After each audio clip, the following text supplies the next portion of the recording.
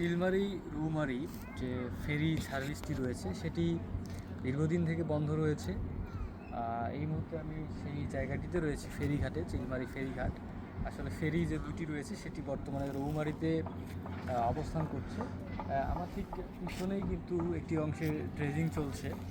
আর যে বিষয়টি নিয়ে দীর্ঘদিন যে ফেরি চলাচল বন্ধ রয়েছে তার মধ্যে অন্যতম একটি কারণ হচ্ছে এখানে যে সংশ্লিষ্ট যে দপ্তর রয়েছে তারা একটি রুট নির্বাচন করেছিলেন।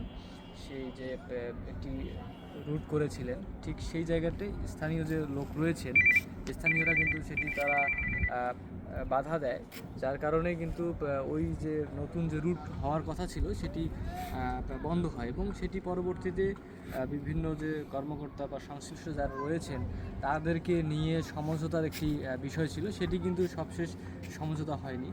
এরপরে আবার এই যে এই রুট, অর্থাৎ বছরের আমরা এই যে শীতকাল, এই সময়টি নদীর যে পানির স্তর সেটি কিন্তু অনেক কমে যায়, যার কারণে এই যে চিলমারি রৌমারী যে রুট রয়েছে সেই রুটে কিন্তু ফেরি চলাচলটা বন্ধ থাকে। এতে করে দেখা যাচ্ছে নির্দিষ্ট একটি সময় কিন্তু আমাদের এখানে এই সমস্যাটি দেখা দেয় এবং এটি যদি সার্বক্ষণিক ড্রেজিং এবং যে রুট যদি আমাদের সঠিকভাবে থাকতো সেটি হতো, কিন্তু এখানে ড্রেজিং করার কিছুক্ষণ পর, অর্থাৎ আজকে যদি ড্রেজিং করে একটি জায়গায়, আবার দেখা যায় যে ওই জায়গাটির স্তর বা বালির স্তর পরে আবারও সেটি ভরাট হয়ে যায়। এই সমস্যার কিন্তু এখানকার যে ড্রেজিং যারা করছেন তারা কিন্তু বিভিন্ন সময় ফেস হচ্ছেন।